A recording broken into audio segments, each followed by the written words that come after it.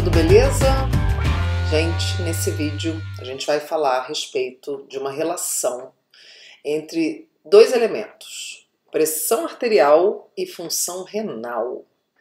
Então eu coloquei aí nesse slide, ó, pressão arterial e função renal com seta para as duas direções. Por quê? Porque a gente tem a pressão arterial interferindo na função renal, ou seja, quando a gente tem modificações de pressão arterial, isso afeta a função renal. O que é a função renal? Produção de urina, a principal função. Não é a única, mas é a principal. E a função renal, problemas com a função renal, podem interferir com a pressão arterial. Alterações da função, tá? Tanto aumento quanto redução de função vai ter impacto na pressão arterial. A gente vai ter essa pressão sofrendo alterações. Então vamos entender um pouquinho como é que acontece esse mecanismo por trás dessa relação? Então vamos lá. Então é o seguinte, gente. Quando a gente tem uma condição de normotensão, ou seja, o que significa normotensão? Pressão normal, o nome já diz. Né? O que significa isso? A pressão arterial é dada por dois valores, pressão sistólica e pressão diastólica. Né? Aqui no canal tem vídeo explicando o que é pressão arterial, como é que ela é determinada e tal. Mas aqui a gente consegue ver o seguinte, ó, que esses dois valores nada mais é do que a pressão arterial máxima, que é a pressão chamada de sistólica, pressão arterial sistólica, que ela é aquela pressão que se manifesta quando a gente tem a sístole cardíaca, ou seja, contração do coração. Quando o coração está jogando sangue para dentro do compartimento arterial, isso produz um aumento de pressão. Então é a pressão maior. E a pressão mínima, que é a chamada pressão arterial diastólica, ela se manifesta dentro da artéria quando a gente tem o coração relaxado e não está bombeando sangue. Muito pelo contrário, ele está recarregando, né? Ele está enchendo de sangue. Então o que vai acontecer? Dependendo do valor dessas pressões, que é o que vai determinar a nossa pressão arterial, né? Quando a gente fala a pessoa está com a pressão arterial 12/8, né? 15/10, 9/6. É o valor, o primeiro número é a pressão máxima e o segundo a pressão mínima. Então são essas pressões aqui, isso que determina a pressão arterial. Então a chamada normotensão é quando o indivíduo apresenta uma pressão arterial sistólica maior que 90 e menor que 120, tá? E uma pressão arterial diastólica maior que 60 e menor que 80, ou seja, está dentro desse quadrado aqui, ó. Então quando a gente tem abaixo disso, a gente tem uma pressão baixa, a gente chama de hipotensão. Quando a gente tem acima disso, aqui acima do 130 de sistólica e acima do 80 aqui de diastólica, né, 80 e pouco, a gente vai ter estágios de hipertensão, né, que são 3 estágios basicamente. Bom, ok. Então vamos considerar o indivíduo com pressão normal, né? Então pessoas, a gente sabe que a nossa pressão ela varia muito no dia a dia. De acordo com as nossas atividades diárias, a gente vai ter alterações de pressão, o que é normal e necessário, né? Então quando a gente vai fazer uma atividade física, por exemplo, a gente precisa ter um ganho pressórico, ou seja, precisa aumentar um pouquinho, principalmente a pressão máxima, a sistólica. Então vamos considerar um indivíduo 12/8, né? 120 de sistólica, 80 de diastólica. Quando ele vai fazer uma atividade física, geralmente ele vai ter aumento, né? Um aumento maior no 120, que pode chegar a 130, 140, e a menor não, ela pode aumentar, mas assim, um pouquinho, vai aumentar para 85, né? Mas não vai chegar a 90, em indivíduos que são saudáveis em termos de pressão arterial, tá? Que tem uma boa saúde pressórica. Então, quando acontece, né, de você ter aumentos dessa pressão, aumentos transitórios em situações específicas, como é o caso da atividade física, como é o caso de uma situação de estresse, então a pressão sobe, mas depois o que vai acontecer? Ela tende a baixar e voltar para aquele valor de normalidade. Essa condição não vai prejudicar a saúde dos rins, né? A gente vai ter o rim preservado, porque você vai ter aumentos de vez em quando. O que prejudica é quando a pressão aumenta e fica aumentada o tempo inteiro. Então vamos considerar um indivíduo normal e tudo, ele foi lá, deu uma corrida, fez uma atividade física, a pressão dele subiu durante a atividade física. Isso vai interferir na função renal? Vai. Vamos ver como. Quando a gente tem aumento de pressão arterial, gente, esse aumento da pressão dentro das artérias, pensando assim o seguinte: pressão arterial é a pressão do sangue dentro do compartimento arterial. Isso é pressão arterial. É a força que o sangue exerce dentro do compartimento arterial. A gente sabe que lá no rim, agora vamos pensar no rim. Quando esse sangue ele entra no rim, ele vai entrar por onde? Por um sistema arterial, através de artéria renal, que vai se ramificar em várias outras artérias, né? E aí até esse sangue chegar onde? Nos capilares, que são aqueles capilares glomerulares, a primeira porção do néfron, que vai produzir o processo de filtração. Então, se eu tenho esse sangue já chegando com bastante pressão pelo sistema arterial, a gente vai ter esse aumento de força se manifestando dentro da rede de capilar. E lá a gente chama essa pressão, essa força de pressão hidrostática. Lembra? Eu comentei com vocês na aula de forças de Starr. Então a pressão dentro dos capilares vai ficar aumentada. O que vai acontecer? Essa é a principal força que impulsiona, ou seja, que empurra as moléculas em direção à barreira de filtração, né? E faz com que as moléculas atravessem essa barreira. É a força de impulsão, é a principal. Se eu tenho essa força aumentada, isso vai resultar no aumento da filtração, ou seja, no aumento da taxa de filtrado glomerular. Tá ok? Então, enquanto a pressão está alta, pensa na pessoa lá fazendo atividade física, ela tem esse aumentozinho de pressão, o rim dela vai estar filtrando mais sangue, porque a pressão vai estar aumentada também lá no filtro.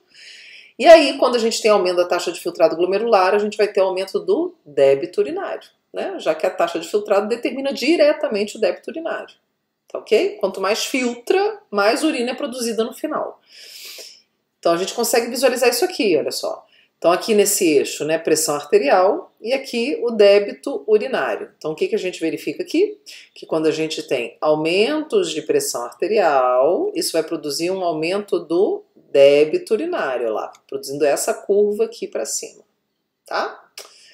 Bom, então a gente chama esse fenômeno de diurese pressórica. Por quê? Porque é uma diurese, um aumento de excreção urinária, né, um processo de eliminação de volume urinário, que foi estimulado, foi induzido por um aumento da pressão arterial. Então é uma diurese pressórica, tá? A gente consegue visualizar isso quando você vai fazer uma atividade física, geralmente, mesmo que você não beba muita água, quando você termina, normalmente você quer ir no banheiro fazer xixi, né? Por quê? Porque durante a atividade física, o que está acontecendo? Isso aqui.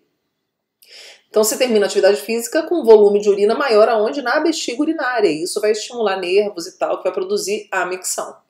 Tá ok? Então é natural.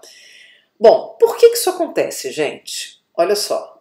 Se eu tenho aumento do débito urinário, eu vou estar excretando mais líquido, vou estar eliminando mais líquido do meu organismo, né? E a gente sabe que o líquido que compõe a urina, ele saiu da onde? Do sangue. O sangue é matéria-prima da urina, né? Então dentro do capilar lá é sangue. Quando as moléculas atravessam a barreira e caem na cápsula, a gente tem um filtrado. E esse filtrado vai ser trabalhado até virar urina, tá? E a gente vai ver todo esse refinamento que vai acontecer ao longo do sistema de túbulos do néfron. Então a gente vai ter redução da volemia. Lembra? Mia, terminação mia, sangue. Então redução do volume de sangue. Ok. Se eu tenho diminuição do volume de sangue circulando, eu vou ter uma redução do enchimento cardíaco e, consequentemente, uma redução do débito cardíaco. Então, DC, débito cardíaco. Se o débito cardíaco fica menor, eu vou ter... O que é o débito cardíaco, gente? É o volume de sangue bombeado pelo coração em 1 minuto. Se eu tenho esse coração bombeando menos sangue, eu vou ter uma redução da pressão arterial, porque eu vou ter menos sangue. Lembra, o bombeamento cardíaco produz ejeção de sangue para dentro do compartimento arterial. Então, se eu tenho ele bombeando um volume menor de sangue, a pressão dentro das artérias tende a cair. Olha que lindo isso. Isso é um mecanismo de feedback negativo. Tá vendo? Ó, corrigiu. E aí a gente tem a pressão normalizando. Então pensa, o indivíduo lá que era 12/8, ele começou a fazer o exercício, a pressão dele subiu lá para 140/85, pensando assim. Aí ele vai ter um aumento aqui da produção da urina, né? E aí depois ele vai ter, à medida que vai produzindo essa urina, essa pressão retornando aos valores normais, ao 12/8. Então esse é um mecanismo de compensação, tá? Aqui para a gente lembrar por que o débito cardíaco interfere na PA, Porque a PA, a pressão arterial, ela é determinada pelo volume de sangue bombeado pelo coração, vezes multiplicado pela resistência vascular. A gente tem um componente cardíaco e um componente vascular determinando a pressão arterial. Tá bom? Então esse é o mecanismo aqui, ó, queda da pressão, reverteu, é um mecanismo de compensação. Isso é muito bonitinho de se ver, né? Então aqui, gente, é uma outra forma de entender esse mesmo assunto que eu estou falando, utilizando 3 gráficos aqui, para a gente correlacionar eles. Então eu tenho um gráfico do débito cardíaco, um do débito urinário e um da pressão arterial. Aqui eu tenho um eixo de tempo, onde ele mostra nesse vermelhinho aqui, ó, período de infusão, ou seja, quando começou a infundir volume no indivíduo através de um acesso venoso. Então está colocando líquido, que vamos imaginar, soro no indivíduo. Então estou tendo uma infusão de soro, de volume, num acesso venoso, na veia, né? Quando eu aumento, quando eu estou jogando esse volume, né, lá na bolsinha pendurada e tal, num acesso, numa veia, em qualquer parte do corpo, a gente vai estar aumentando o quê? O volume de sangue, né? Vou estar tendo, um aumento volêmico. E aí a gente sabe, se eu aumento o volume de sangue nas veias, esse sangue está indo para onde? Para o coração. As veias são responsáveis pelo retorno de sangue para o coração, né? Então, se eu tenho um aumento de volume, produzido, por exemplo, por infusão de volume, estou jogando volume para dentro do indivíduo, um acesso venoso, isso vai aumentar o débito cardíaco, tá vendo? Se a gente traçar a linha aqui, a gente vê que a gente tem um aumento do débito. Quando aumenta débito, como está a seta aqui, ó, eu vou ter aumento da pressão arterial, tá ok?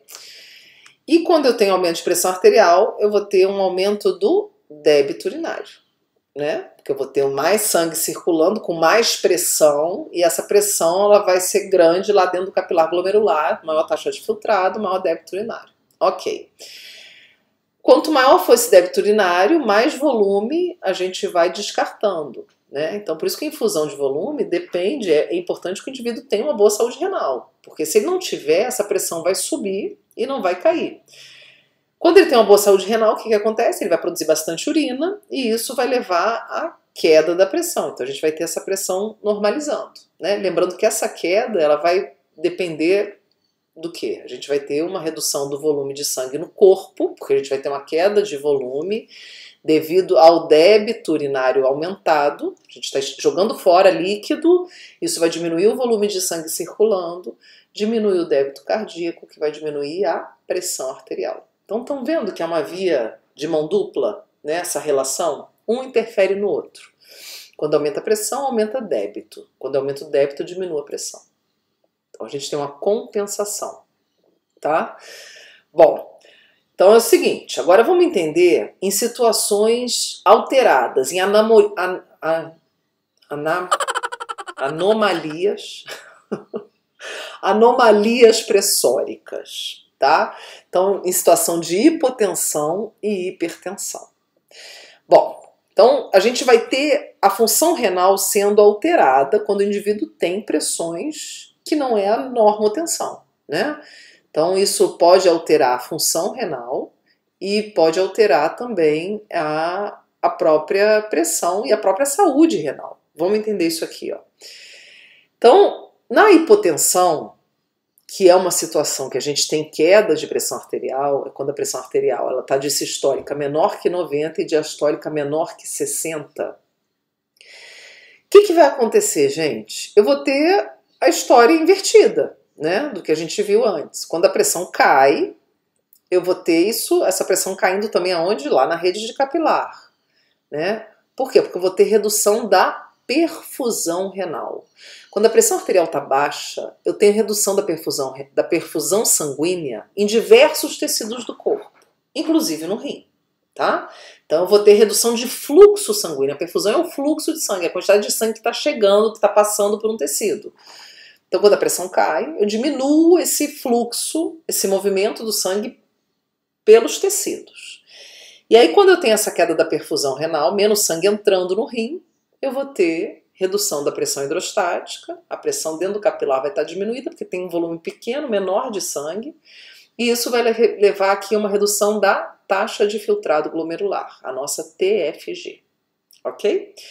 Quando reduz a taxa de filtrado glomerular, o que vai acontecer? Eu tenho redução do débito urinário. Então é um dos sinais, por exemplo, indivíduos que estão com queda acentuada de pressão arterial, que é uma consequência de situações como que a gente conhece como choque circulatório, que tem de diversos tipos. O choque ele é a redução de perfusão, né? Então a gente tem pouco sangue passando por todos os tecidos. Então todos os tecidos vão estar em sofrimento ali, porque vai ter pouco oxigênio.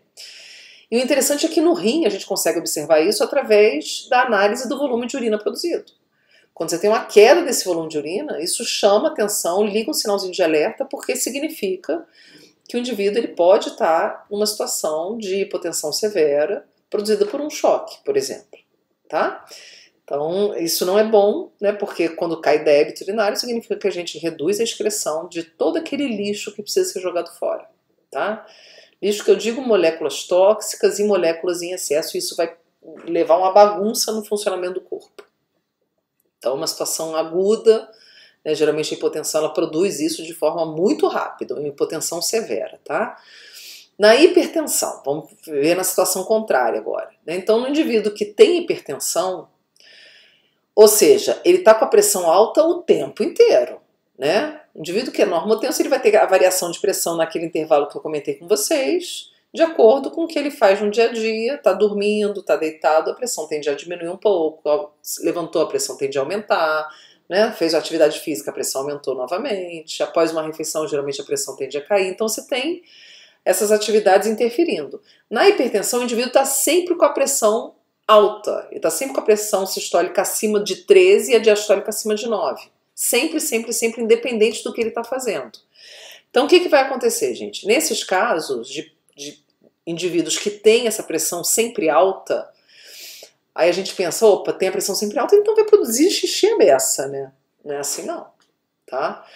Inicialmente, agudamente, vamos imaginar que sim, ele vai ter aquela história que a gente viu, aumentou a pressão, aumenta débito urinário. Ok. Mas o problema é que esse estado hipertensivo pensa, pressão é o quê? O sangue batendo contra a parede arterial, dando pancada. E vai chegar lá no capilar dando pancada na parede do capilar, lá naquela barreira que é super mega fina, uma camadinha só de célula, quer dizer, pensa isso durante anos acontecendo. Essa parede apanhando, essa barreira lá de filtração sofrendo pancada. O que vai acontecer? Ela não vai resistir. E aí a gente começa a ter, o indivíduo vai começar a ter dano glomerular. Então o glomérulo vai começar a sofrer lesão importante, né, por conta desse estresse físico, dessa agressão física produzida pela pressão arterial aumentada constantemente. Tá? Então isso é longo prazo, gente. Hipertensão é uma doença crônica, então as complicações dela demoram um pouco para aparecerem, né? Já na hipotensão, não. As complicações aparecem rapidinho. Elas são de desenvolvimento e complicações mais agudas. Elas se manifestam rápido. O problema, o perrengue vai acontecer assim, ó. Na hipertensão não, demora, né? E é assintomático e tal, geralmente a pessoa se sente, no máximo, dor de cabeça e tudo, e ela vai ficar lá com aquela pressão alta um tempão, anos e anos e anos, e aí nisso o rim dela e o corpo todo tá lá apanhando todo dia, toda hora. E aí esse dano glomerular, o que isso vai impactar na função renal, gente? A gente vai ter redução do número de néfrons, e a gente sabe que a quantidade de néfron tá relacionada diretamente com o quê? Com a função de produção de urina, que é uma coisa muito importante, porque através da urina a gente joga um monte de coisas fora. E através desse processo de eliminação a gente controla um monte de outros parâmetros no organismo, como pH, como osmolaridade e como a pressão arterial. Se eu tenho menos néfron, eu vou ter menos filtração do sangue e, consequentemente, redução do débito urinário, tá? E aí, se o débito urinário está reduzido, o que vai acontecer? Eu estou jogando menos líquido fora, mais líquido fica retido. O que isso vai impactar na pressão? Eu vou ter essa pressão aumentando ainda mais. Então, a gente vai ter aqui um mecanismo de feedback positivo, o que leva ao caos absoluto. Tá bom? Bom, então a gente consegue perceber, por exemplo, a importância da manutenção do débito urinário para você manter uma pressão mais baixa, né? Tanto é que a gente utiliza diuréticos, fármacos, medicamentos com ação diurética na terapêutica da hipertensão arterial, no manejo da doença. né? A gente geralmente tem os antihipertensivos que são associados aos diuréticos para conseguir manter essa pressão bonitinha ali no 12/8, que é o ideal, né? Bom, gente, então nessas duas condições de alterações de pressão, né, a gente tem insuficiência renal. Então, na hipotensão, a baixa perfusão renal leva à redução da função renal. E aí a gente tem insuficiência renal, o rim vai começando a parar de funcionar, né? E na hipertensão a mesma coisa, por dano, por agressão. Na hipotensão é por baixo fluxo sanguíneo, né? Por déficit de perfusão sanguínea. E na hipertensão é pela agressão produzida pela pancada, pela pressão do sangue, que chega com tudo, batendo, vai destruir lá os capilares glomerulares e isso vai levar a uma redução de néfron e tal, redução de função renal. Ok? E aí nas duas situações a gente tende a ter o aumento da creatinina sérica, que é um marcador importante de função renal. Se a função renal diminui, a creatinina sérica aumenta. Tá ok, gente? Então sempre que eu tenho queda do débito urinário, eu vou ter a creatinina o quê? Presa no organismo, porque ela precisa ser eliminada. E a via de eliminação é urina. Se eu não estou produzindo muita urina, a creatinina não sai, ela vai ficar presa. E aí ela aumenta. Então é um marcador importante aí de função. Nessas duas condições, ó, que são opostas, né, elas vão produzir as mesmas consequências na função renal, nos rins. Uma hipotensão mais agudamente e hipertensão mais cronicamente. Vai demorar mais para acontecer. Então, ok, gente? Então era esse recadinho que eu queria dar aqui para vocês, tá? Só para a gente contextualizar a história das forças de Starling e tal, entender como é que a pressão interfere na função renal, que é um elemento muito importante, já que a gente tem a maior parte dos pacientes que fazem hemodiálise, né, que quando perde a função renal precisa fazer a hemodiálise para poder se manter vivo. Boa parte deles, né, vai ser formada por indivíduos com hipertensão, tá? Né? E além do diabetes também, que consegue dar uma detonada no rim. Então é isso que eu tinha para falar para vocês e a gente se vê no próximo vídeo. Até mais!